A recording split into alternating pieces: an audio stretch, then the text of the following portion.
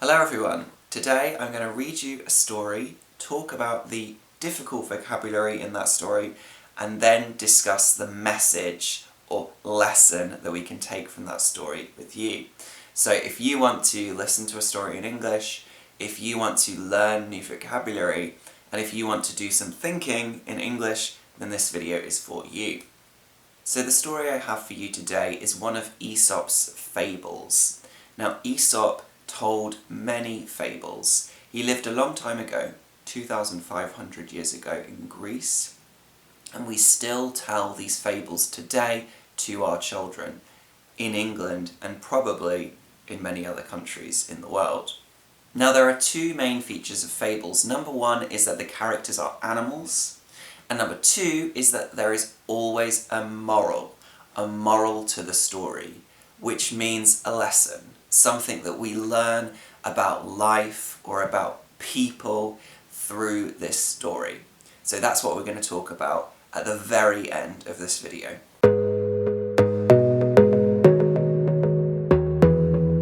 Let's start with the story.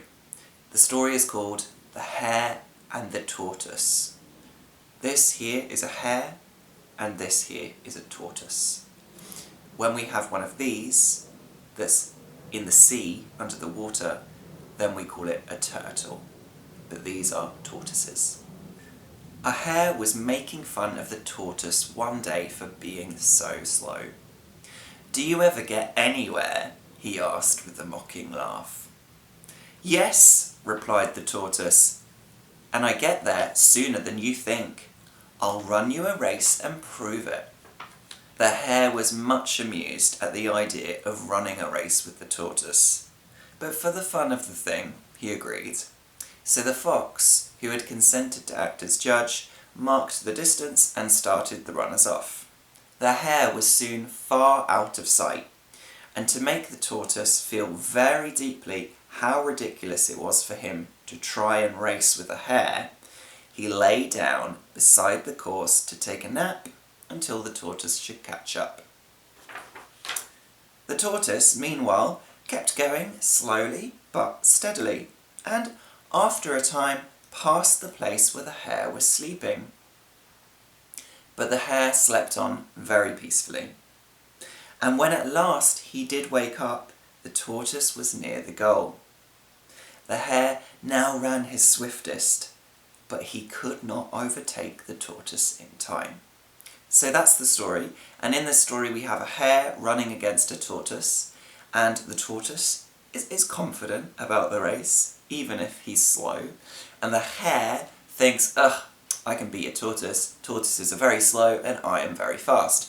So the hare runs a short distance until he can't see the tortoise behind him, and the tortoise cannot see the hare, and the hare goes to sleep for a nap, feeling very confident that he can still have a nap and still win the race.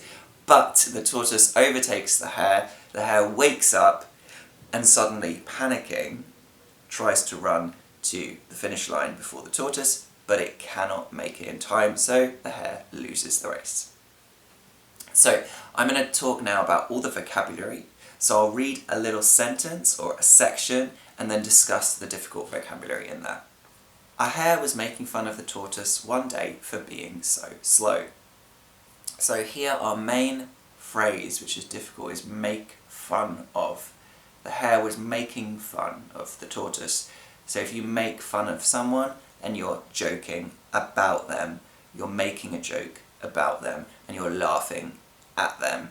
So it's usually a mean thing or a nasty thing. "Do you ever get anywhere?" he asked with a mocking laugh. So, do you ever get anywhere? Do you ever arrive at your destination? Or are you just always walking and walking and walking because you're so slow? He asked with a mocking laugh. So to mock someone is to make fun of someone. So it's a nasty thing, but it's very similar to make fun of. Mock can also mean to imitate in a cruel way. So if someone says to me, "Archie, you're late," I could say, "Archie, you're late," and that would be mocking that person. So I'm imitating them to try and make fun of them or make them sound stupid. Now in this case, a mocking laugh just means a laugh which is cruel and nasty. "Yes," replied the tortoise, "and I get there sooner than you think. I'll run you a race and prove it." To prove means to demonstrate or to show that he can do it. The hare was much amused at the idea of running a race with the tortoise, but for the fun of the thing, he agreed. So the only strange thing here is much amused. Amused means to find something funny. So I can say, "Oh, that was funny," or "that was amusing." "I found that funny," or "I'm amused." Much amused is the same as saying very amused. It's a little old-fashioned to use the word much in this case. We wouldn't very often do that these days, or it would sound a little old-fashioned. So the fox, who had consented to act as a judge, marked the distance and started the runners off. So here we've got consented. If you consent to do something, it means someone has come to you, asked you to do something, and then you agree to that. So it's like agree. He agreed to act as the judge. Usually we use consent with someone very important. For example, the king consents to see you. So the king agrees to see you. And consent is also something that we talk about in relationships. So if a kiss is consensual, then that means both people agree to kiss.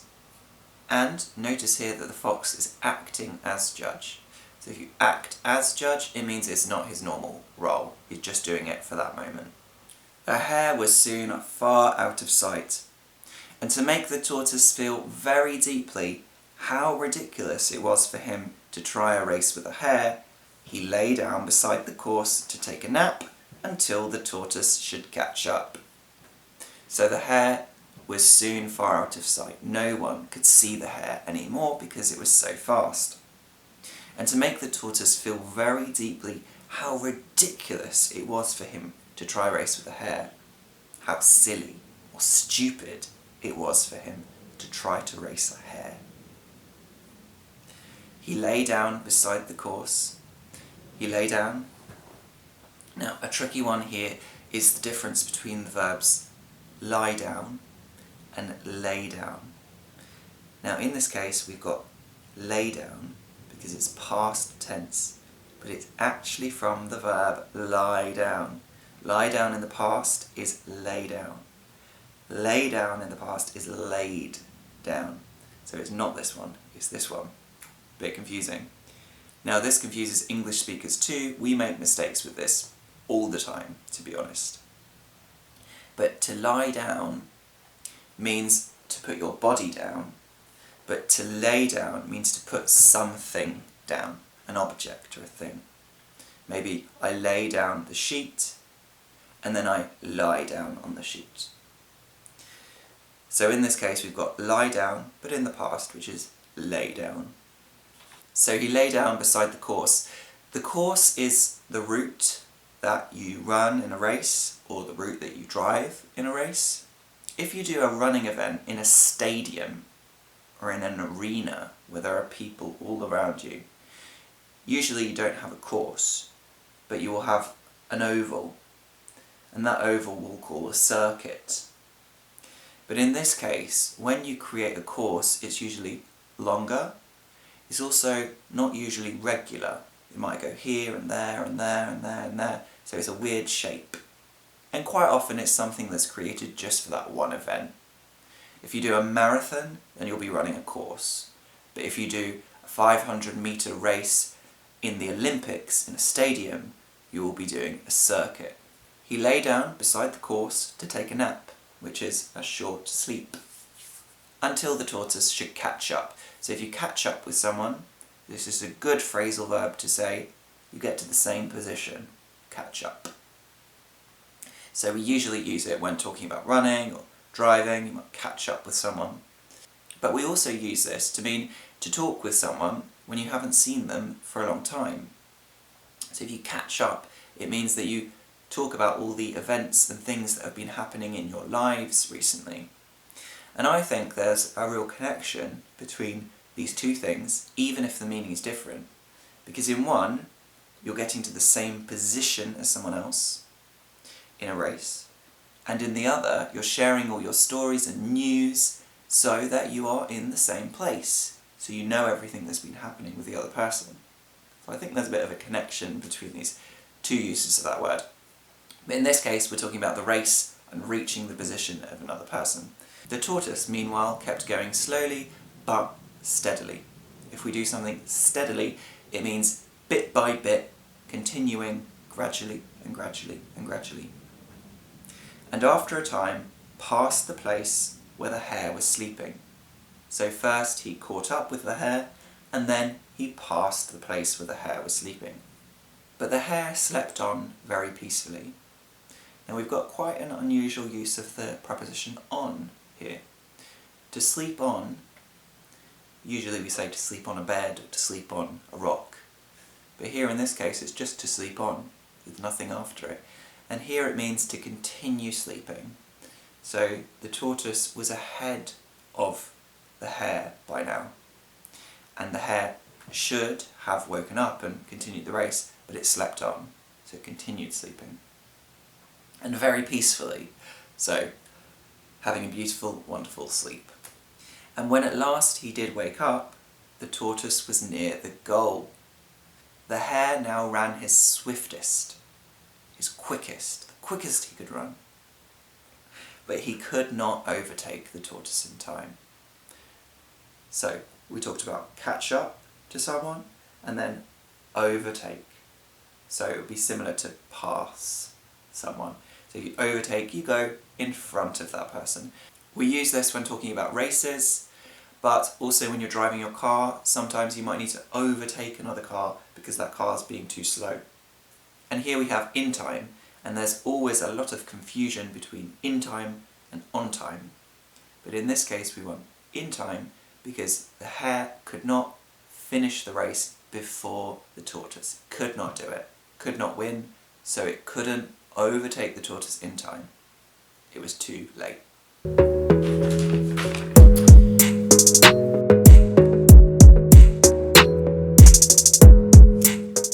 And finally, what is the moral of this story? Which is another way of saying what's the message or what's the lesson that we can take from it.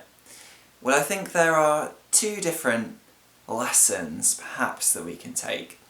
If we start with the point of view of the tortoise, we know that he was confident and he never gave up and he kept on trying, and in the end he won.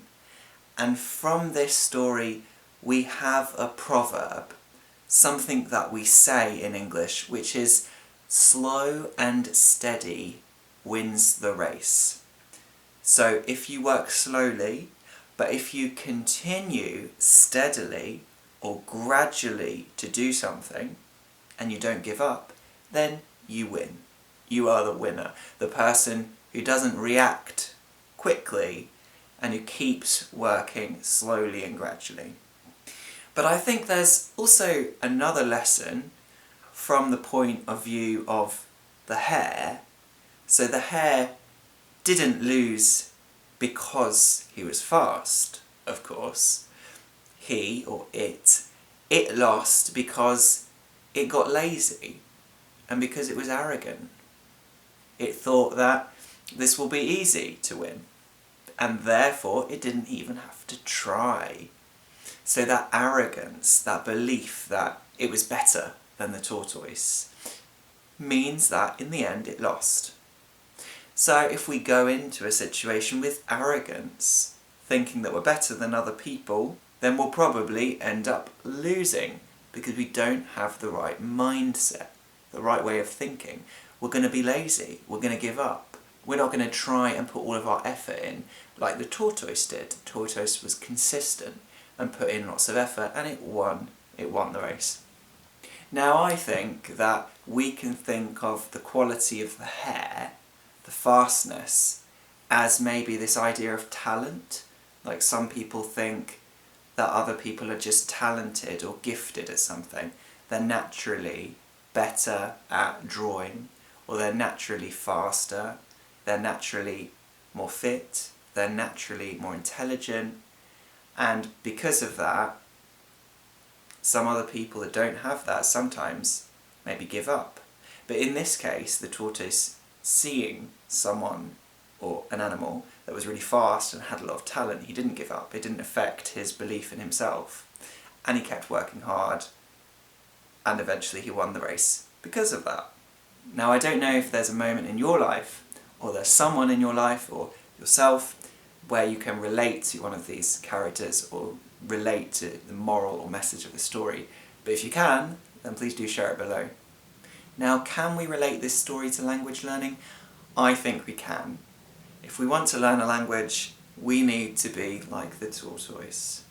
We need to continue going at whatever pace we can go at. It doesn't matter whether we're fast or whether we're slow. If we continue to make that effort and constantly take part in that learning process, then we will get there in the end and we will win. And it's so easy in languages to look at other people and think, oh, they've got a talent. They are really good at languages. That person is a natural. I'm never going to be like that. Or, I really love languages, but I just don't think I'm as good as them. I just don't think I can do it. I think that languages is one of those fields that everyone thinks talent is so involved in.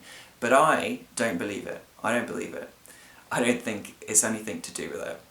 But it's very easy to let the idea of talent affect our motivation and affect our desire and affect our progress, because we end up giving up, or we feel down or deflated about it. But I think we have to take that thought out of our mind and throw it away, because actually language learning is just like being the tortoise. The tortoise is the person who will get to the end and will speak all the languages fluently and will achieve all their goals, because he just closes his ears to all the other stuff which is not important, and he just focuses on his goals and keeps on going and keeps on going and never gives up. Now, if you have any ideas or comments that you want to share about this story, about this video, please do write them down in the comments now.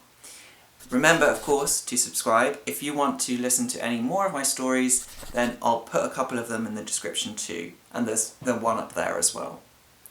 Thanks very much for joining me today. It was a pleasure reading the story with you. I hope to see you again soon, and have a lovely day. Bye!